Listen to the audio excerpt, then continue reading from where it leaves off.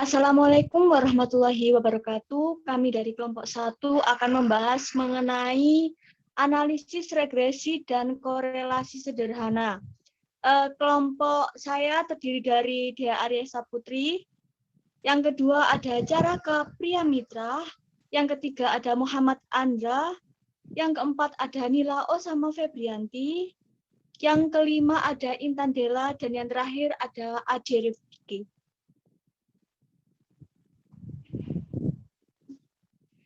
Persamaan regresi linier sederhana.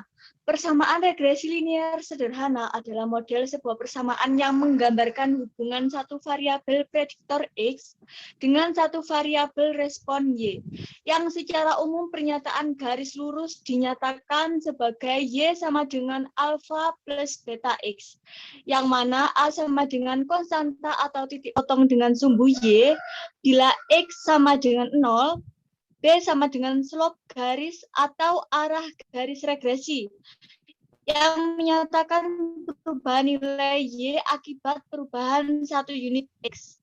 Y sama dengan taksiran nilai Y, X sama dengan variabel bebas, Y sama dengan variabel terikat, dan N sama dengan banyaknya pasangan data.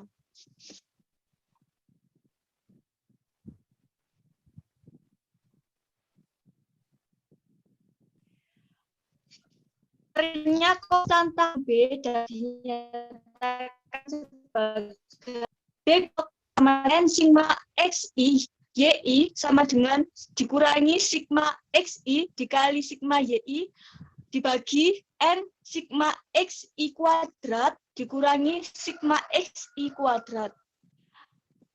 Terus yang A atau biasa disebut dengan intercept sama dengan Y min beta X. Berikut adalah langkah-langkah analisis dan uji regresi linier sederhana. Yang pertama, menentukan tujuan analisis regresi linier sederhana.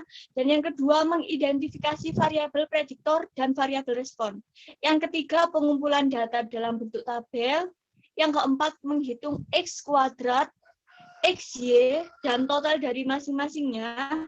Yang kelima, menghitung A dan B menggunakan rumus yang sudah ditentukan. Yang keenam, buat model persamaan garis regresi. Yang ketujuh, memprediksi variabel prediktor atau respon. Dan yang terakhir adalah uji signifikansi menggunakan uji T serta menentukan taraf signifikan. Berikut kami ambil dari makalah contoh 1 yang akan membahas adalah Intan Dela. Saya persilahkan. Dalam memberikan pemahaman yang lebih jelas regresi linier sederhana, dalam kegiatan belajar ini diberikan suatu contoh kasus. Suatu data penelitian tentang berat badan 10 mahasiswa yang diprediksi dipengaruhi oleh konsumsi sejumlah kalori per hari. Bagaimana untuk menganalisis kasus ini? Dalam menganalisis kasus ini, berikut hal-hal yang dilakukan. 1. Tujuan. Apakah konsumsi jumlah kalori per hari dapat mempengaruhi berat badan mahasiswa? Yang kedua, variabel. Variabel prediktor atau X sama dengan jumlah kalori per hari. Variabel respon Y sama dengan berat badan. Berikut adalah tabel dalam contoh 1 yang akan dijelaskan dan dibahas soalnya. Tabel bantu yang dibuat untuk memudahkan dalam melakukan perhitungan. X kita ambil dari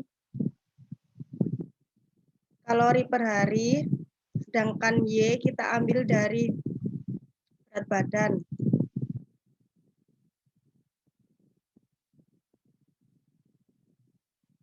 Koefisien regresi B ditentukan dengan menggunakan rumus yang telah diberikan, yaitu B atau slope sama dengan N dikali sigma XI YI dikurangi sigma XI dikali sigma YI dibagi N dikali sigma XI kuadrat dikurangi sigma XI dikuadratkan. N sama dengan N 10 dikali 270.458 dikurangi 4.184 dikali 617 dibagi 10 dikali 1.822.610 dikurangi 4.184 dikuadratkan sama dengan 2.704.580 dikurangi 2.581.582 dibagi 18.226.100 dikurangi 17.505.856 sama dengan 123.052 dibagi 720.244 sama dengan 0,17 dibulatkan menjadi 0,2. Konstanta A ditentukan menggunakan rumus A atau intercept sama dengan Y dikurangi beta X. Y sama dengan 62, X sama dengan 418,4. A sama dengan 62 dikurangi 0,2 dikali 418,4 sama dengan 62 dikurangi 83,68 sama dengan 22. Sehingga model persamaan regresi linear sederhana adalah Y sama dengan 22 plus 0,2X.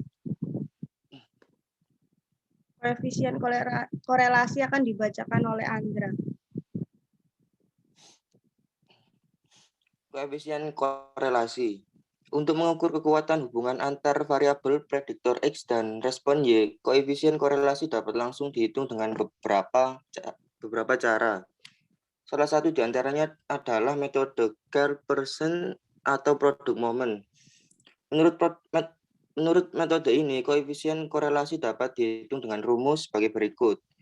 R sama dengan N dikali sigma XI YI dikurangi sigma XI dikali sigma YI dibagi akar N dikali sigma XI kuadrat dikurangi sigma XI dikuadratkan dikali N dikali sigma YI kuadrat dikurangi sigma YI dikuadratkan, di mana N banyaknya pasangan data atau ukuran sampel, XI adalah variabel bebas yang ke I, YI adalah variabel bebas yang ke I. Dalam hal contoh kasus di atas, maka koefisien korelasinya adalah R sama dengan 10 dikali 270.458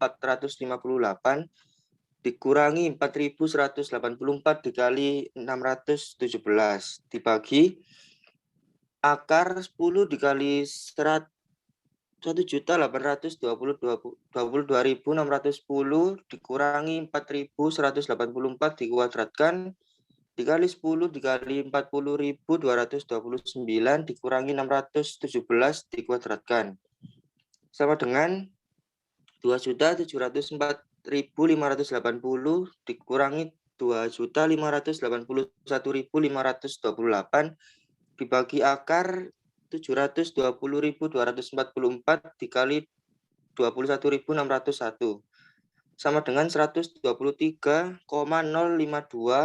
dibagi 124.731,67 sama dengan 0,98.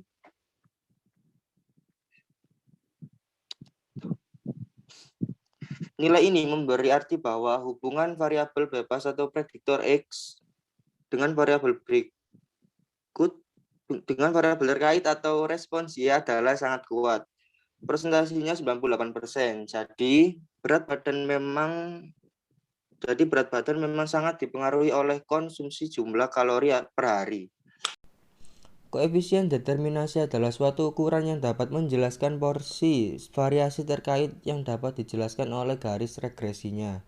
Namun, dalam prakteknya, untuk dua variabel yang mempunyai hubungan fungsional, para statistikawan menerjemahkan istilah menjelaskan dengan mempengaruhi. Dengan demikian, untuk variabel-variabel yang memiliki hubungan fungsional, koefisien determinasi diartikan sebagai besarnya pengaruh atau kontribusi variabel bebas terhadap variasi variabel terikatnya. Sekian dari kelompok kami. Wassalamualaikum warahmatullahi wabarakatuh.